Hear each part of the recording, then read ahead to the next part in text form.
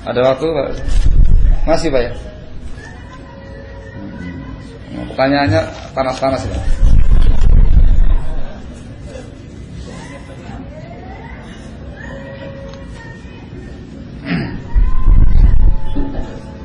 Assalamualaikum warahmatullahi wabarakatuh. Proses yang memang kita berarti manusia.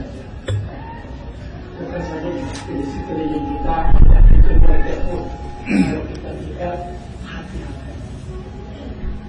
Sekarang gender ini diketengahkan, malah diberikan akan diputuskan sesuatu undang-undang gender. Gender menyamakan antara laki-laki dan perempuan. Perempuan bisa menaruh seorang laki-laki. Perempuan punya hak waris sama dengan laki-laki dan sebagainya. Oleh karena itu, mohon maaf Ustaz, karena di dalam pengajian sebagai motivator juga termasuk ustaz yang sekarang bergen, yang sekarang kelihatannya ustaz tersebut sangat disenangi oleh masyarakat.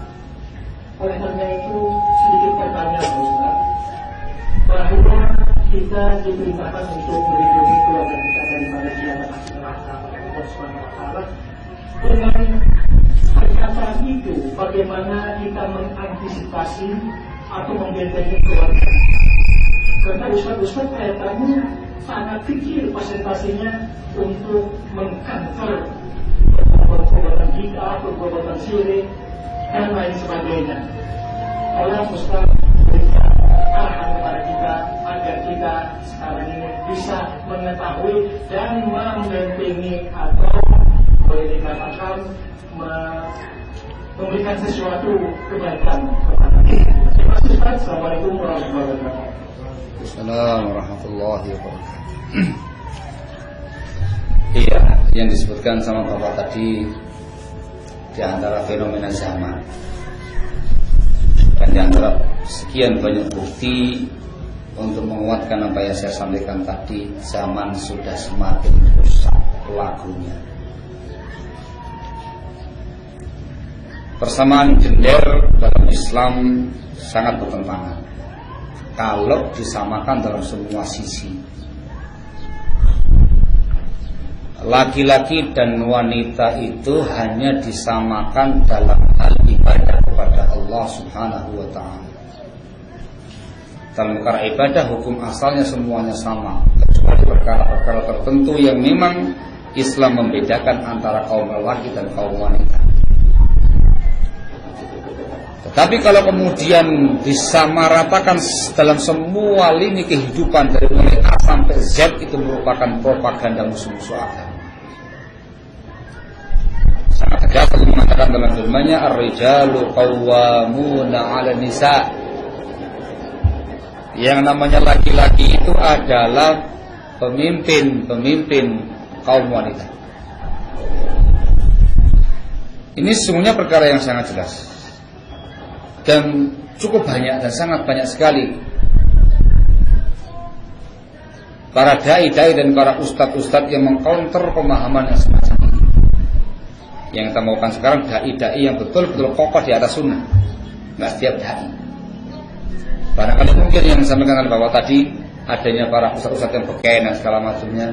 Kalau saya boleh nebak, insya Allah bukan dai-dai di atas sunnah. Dai-dai dakwah taimen istilahnya. Itu bahasanya Pak ya? Apa ya? Masya Allah. Jadi bukan lagi entertainment sudah. Itu sudah terlalu umum. Ada sebagian mereka yang masuk entertainment, tapi lebih religius kalau dikatakan dakwah taimen. Itu bahasanya Pak ya? Iya. Nah, semacam ini bukan sebagai patokan. Justru tipe-tipe yang semacam itu yang dikhawatirkan Rasul SAW menimpa umat ini.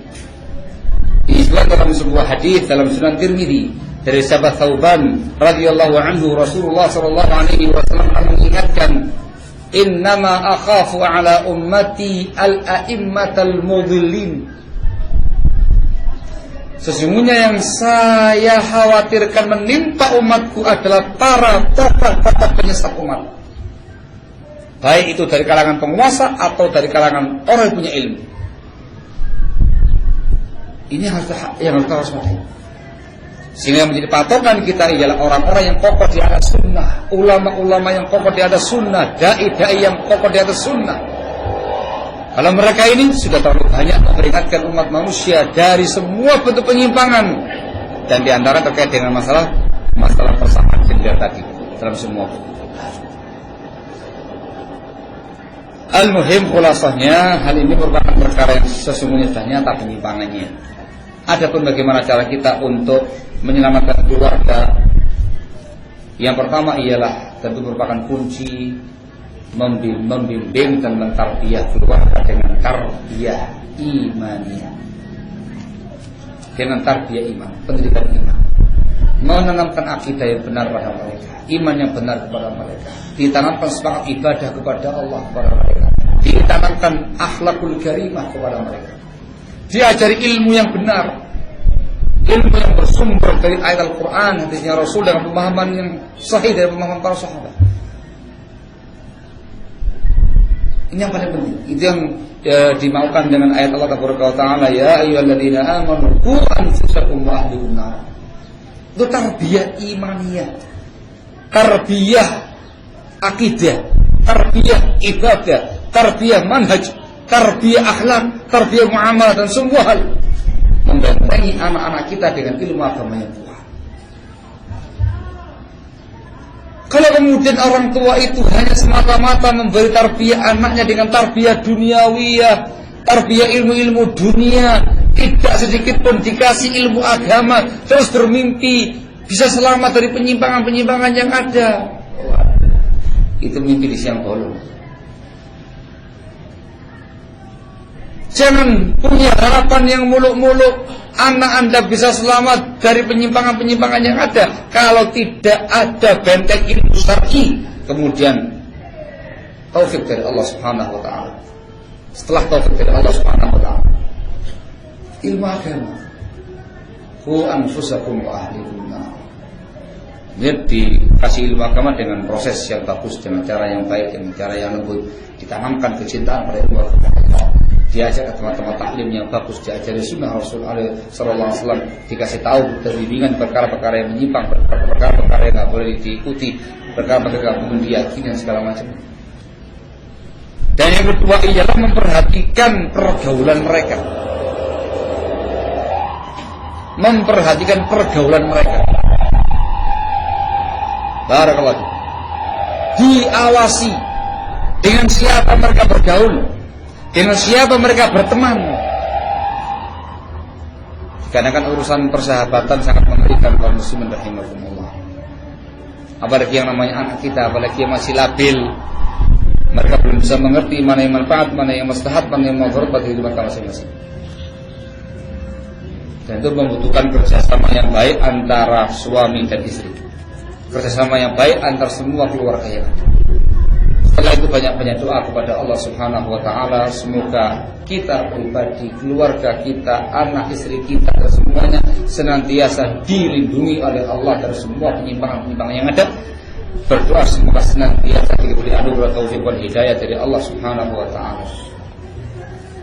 Dan itu perjuangan sebagai orang tua, terus berjuang mendidik anaknya di atas ilmu agama yang benar, akidah yang benar. Selebihnya pasrahkan kepada Allah, dikarenakan yang namanya hidayah murni di tangan Allah Subhanahu wa taala. Wallahu taala a'lamu bissawab. Itu beberapa hal yang terpenting yang harus diperhatikan masing-masing orang tua agar anak kita tidak menyimpang. Barakallahu.